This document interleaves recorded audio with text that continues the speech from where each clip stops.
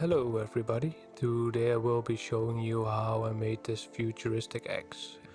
As you can see, the footage is sped up a lot, otherwise the video would take hours long and nobody wants that.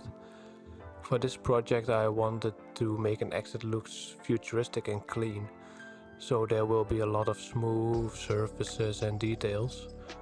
I started with modeling the rough features of the X. I wanted it to look clean and I thought it would be cool if the X head is floating. While modeling, I was looking for the best way to round the corners. Some models lend themselves to bevels, but with this one, subdivision modeling was the way to go.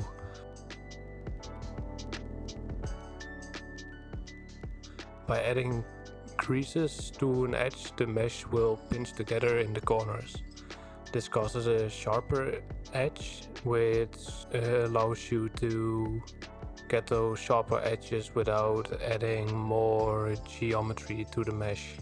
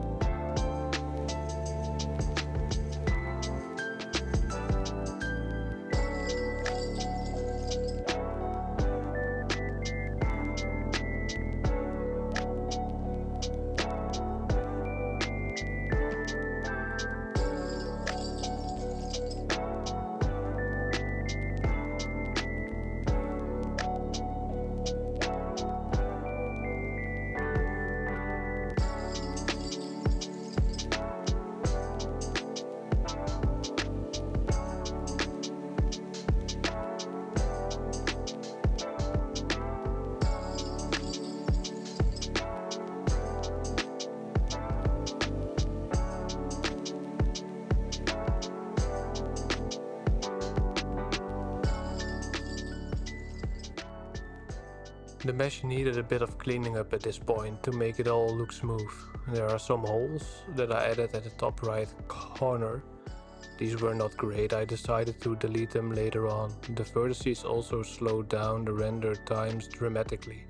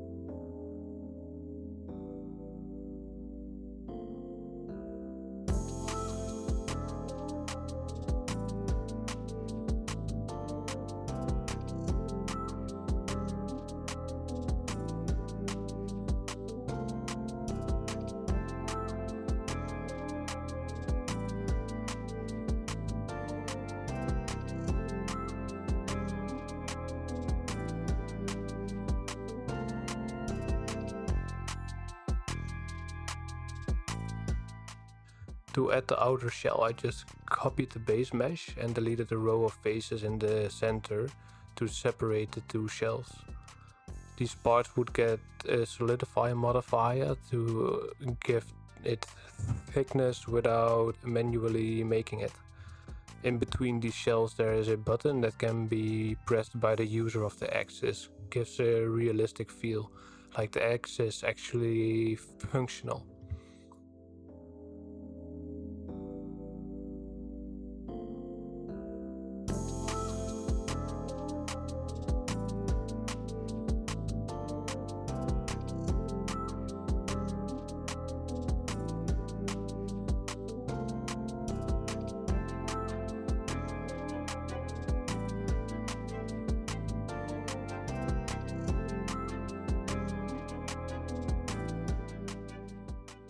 Afterwards I created some basic lights with an HDRI and some area lights.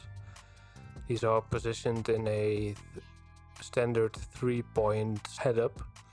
I also gave apart some basic materials to see what I'm working with.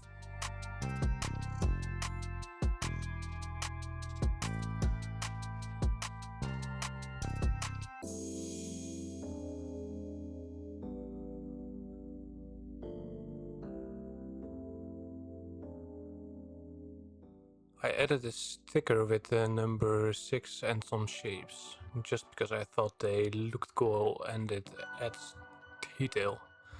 I wasn't happy with the upper shell yet and decided to straighten the neck piece, which looked better in my opinion.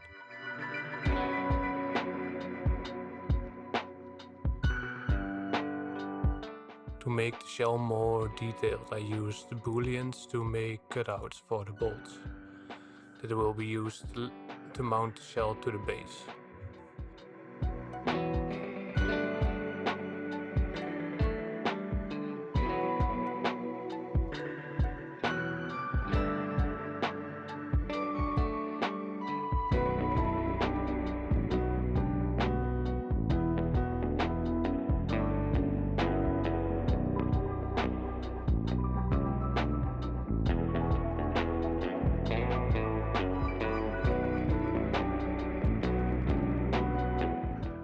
The cutout in the X-head will show some technical bips and bobs, like wires and chips. The wires are made using curves that are given thickness to add some extra detail. I made connectors and a computing block where wires come from.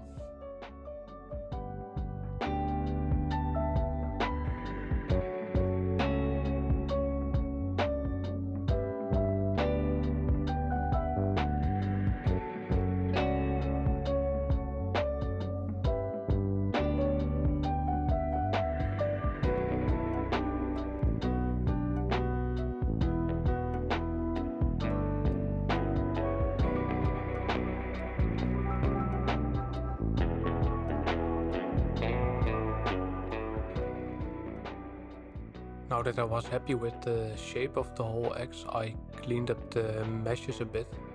While working with a sub-D modifier, you don't want too much details in your mesh, otherwise you could get performance issues.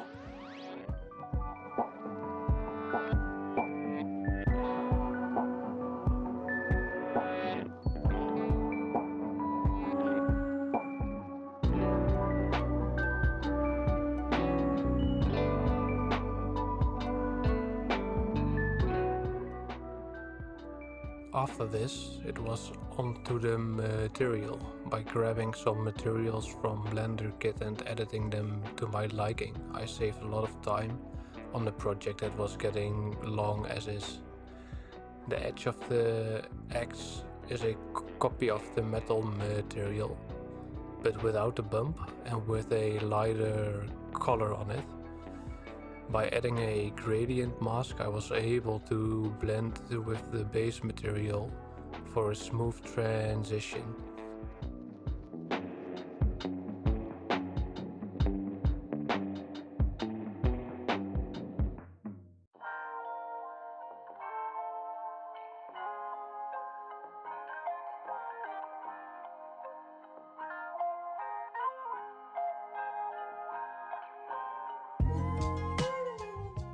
I also really like the edge wear on the X itself.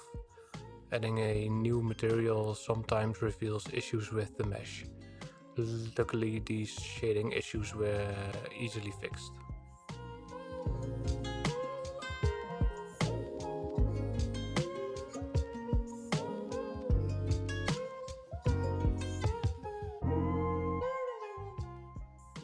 I wanted some color variation on top of the X. By shrink wrapping a plane, I tried out different materials. I tried some different colors or bumps, but I ended up using a refraction node to break the light and darkening the material beneath it that way.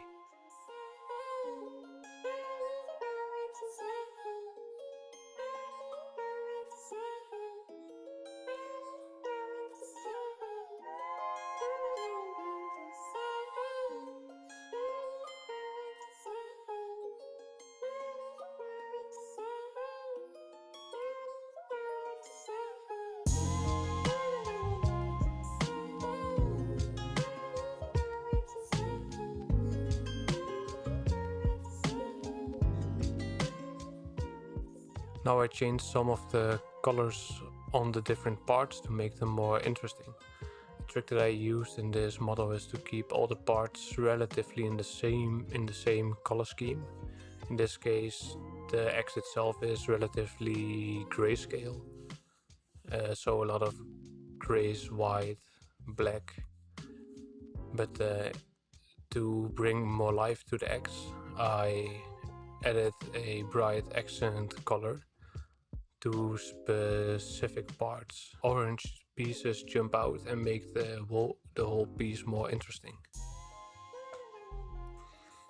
It was time to add the bolts I talked about earlier. By using an asset, I saved a bit of time. Now that it was just a question of scaling and placing the bolts into place, I placed them a little below the shell. It doesn't have to stand out, but if they aren't there, it would look weird.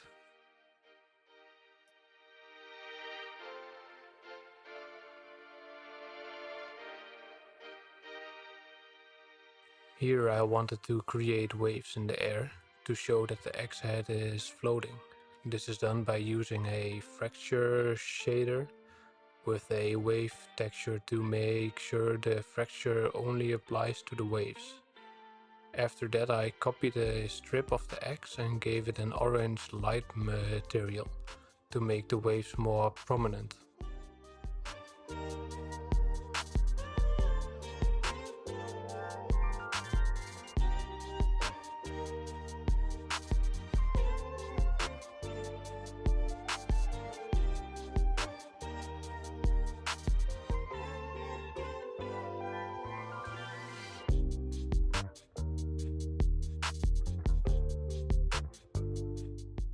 Now I added some stickers to the X. These are just PNG images that I got from the internet or made myself. These PNGs are then shrink wrapped on top of the surface. I also animated the X head to move a little. I did this by using a noise modifier in the graph editor window. It's a subtle effect that adds a lot. These Japanese text on the head and handle says "caution, heat" and "hold here." If this is wrong, you can blame Google Translate. I find these signs way more interesting looking than the Western alphabet. Also, these stripes are just another aesthetic feature made by shrink wrapping a plane around the handle.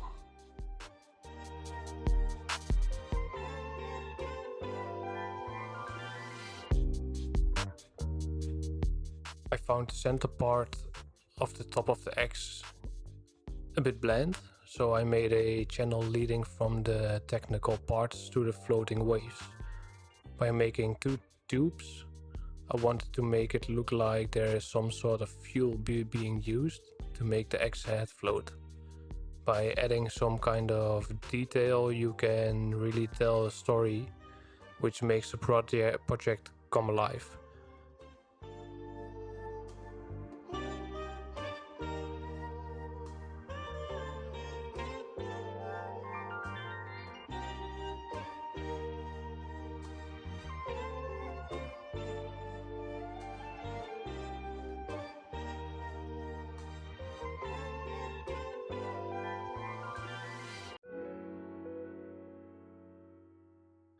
The block at the end functions as a nice transition, like that piece is really creating the pulses.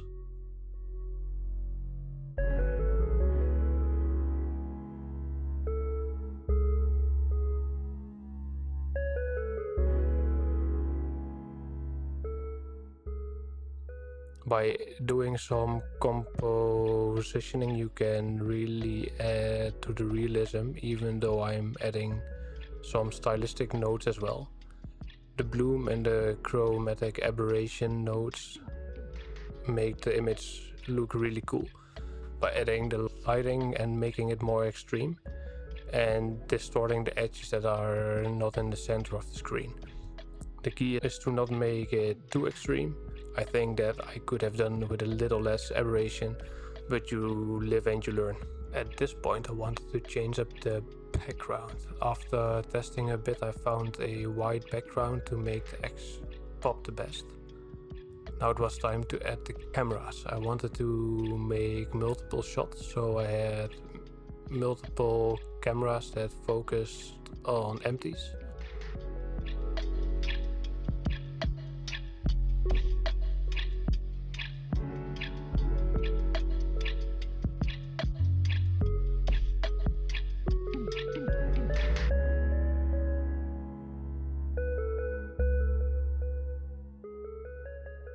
You can switch between these cameras during a render by selecting the frame you want the selected camera to be active and pressing Ctrl B on the timeline. This way you won't have to render 4 times for one animation. It is important to consider what parts you want to show and highlight before placing the cameras.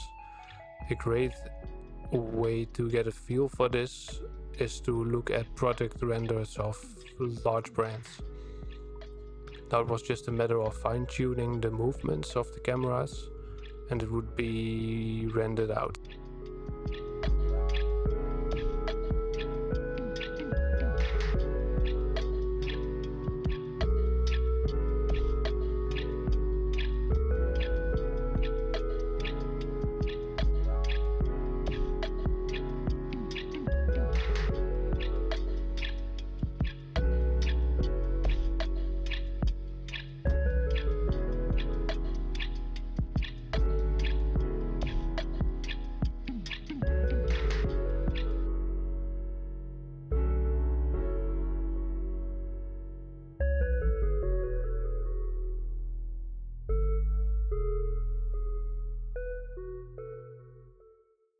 After I did a test render I found the technical pieces lacking and decided to add some more. These were just some basic shapes and materials. Now it just needed to render and the piece is done. Thanks for watching, and if you liked what you saw please consider subscribing and I will see you in the next video.